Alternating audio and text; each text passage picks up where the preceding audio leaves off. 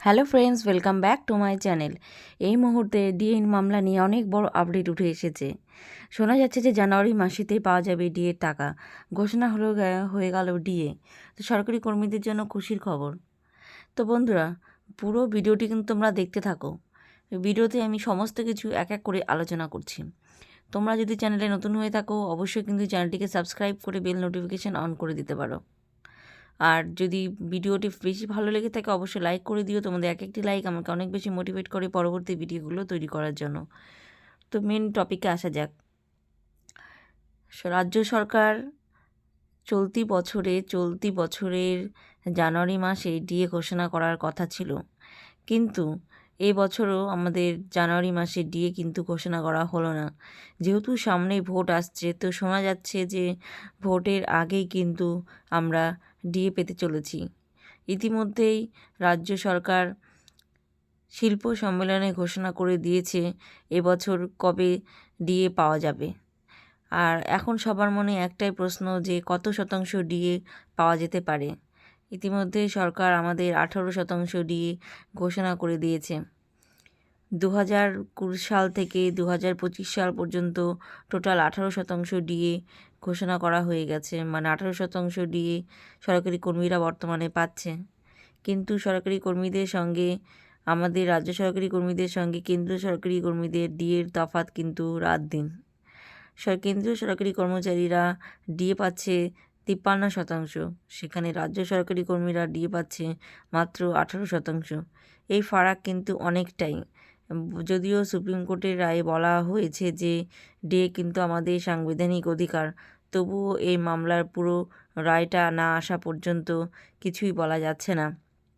রাজ্য সরকারকে ডিএ দিতে বলা হলেও রাজ্য সরকার কিন্তু জানিয়ে দিয়েছে ডিএ দেওয়া বাধ্যতামূলক নয়।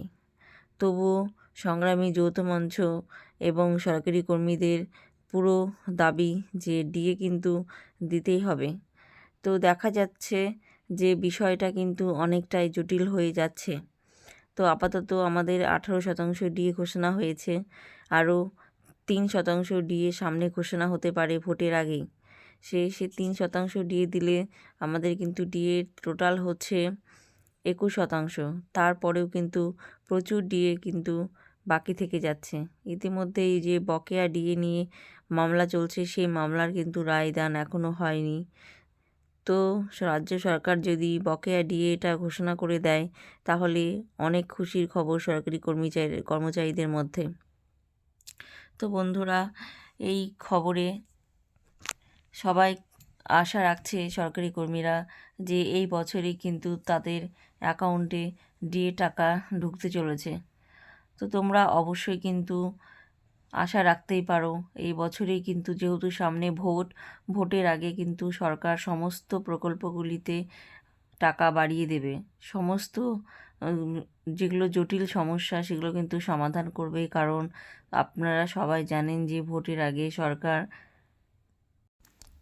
আরও শোনা যাচ্ছে যে ইতিমধ্যেই 7ম পে কমিশন প্রকাশের জন্য রাজ্য সরকারি কর্মীদের তরফ থেকে চিঠি দেওয়া হয়েছে। তো দেখা যাক রাজ্য সরকার কী ডিসিশন নেয়, কারণ 7ম পে কমিশন ঘোষণা হয়ে গেলে আমাদের বেতন কিন্তু রাজ্য সরকারি কর্মচারীদের যে স্যালারি সেটা কিন্তু অনেকটাই বাড়তে চলেছে। আশা করা যাচ্ছে যে অবশ্যই 7ম পে কমিশন 2026-এই লাগু হয়ে যাবে।